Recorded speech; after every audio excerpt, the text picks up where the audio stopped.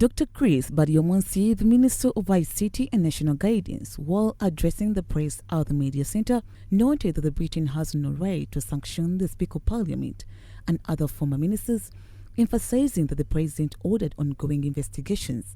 He awaits the report from the Office of the Inspector General of Government, the Minister of Integrity and the Foreign Affairs, after which necessary actions will be taken when revealed. The minister added that the case is still pending in court and Britain has no right to sanction the ministers but to respect the sovereignty of other countries. The law presumes that you are innocent until you are proved guilty or until you plead guilty. Now the Honorable Kitutu and the Honorable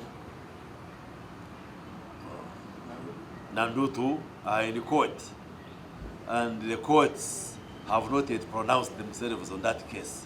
The cabinet, which sat on Monday this week under the chairmanship of His Excellency the President, passed a new educational policy and early childhood care, which speaks to the kind of care and educational support provided to the young ones between the age of 0 to 6 years, approved by the Minister of Education and Sports, Hon Janet Kataham Seveni. Make it compulsory, and where there is need in the intervening period, government can start those kind of institutional arrangements. So we shall not go into it en masse as government, but where there is a need, government can start those kind of institutions. For instance, at Parliament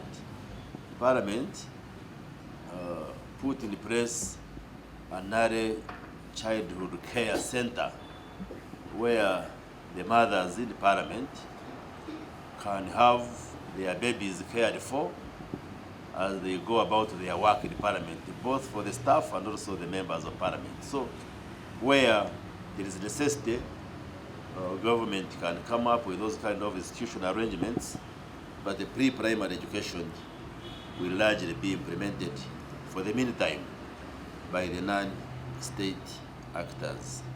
So that's one area that we considered. The cabinet also, through the Minister of Internal Affairs, updated on the upcoming mass enrollment exercise and the renewal of the national identification cards, which is to start on June 1st to register all the citizens.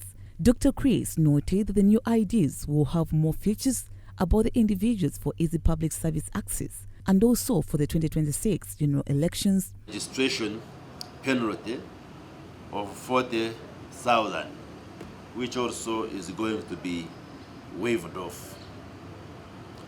However, there has been a fee of 50,000 for change of particulars.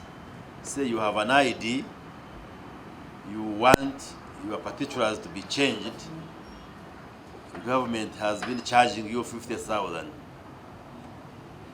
But through NIRA, it has been realized that there are many Ugandans, or many of those who come for that service, usually present reasons which border on abuse or even fraud to some extent. Somebody comes and says, I want to change my date of birth, I want to change the names of my parents, I want to change my place of origin, those kind of reasons.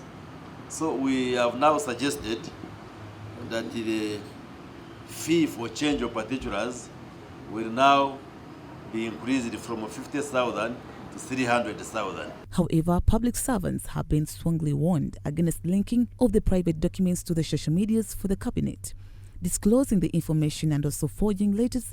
He said that the investigations are being carried out to check on the ministers who attend the cabinet meetings, and yet there are government officials seeking to take out information. And I see some online papers which sometimes accurately report what has happened in the cabinet. Meaning somebody sits in the cabinet and then from cabinet he starts calling you, the journalist. We have discussed this. I don't know what the intentions people have. Then there are also those who leak wrong information, even from cabinet. The other day you heard the speaker saying, cabinet is engaging in idle talk. Now I said, and the cabinet was discussing that the members of parliament received bribes.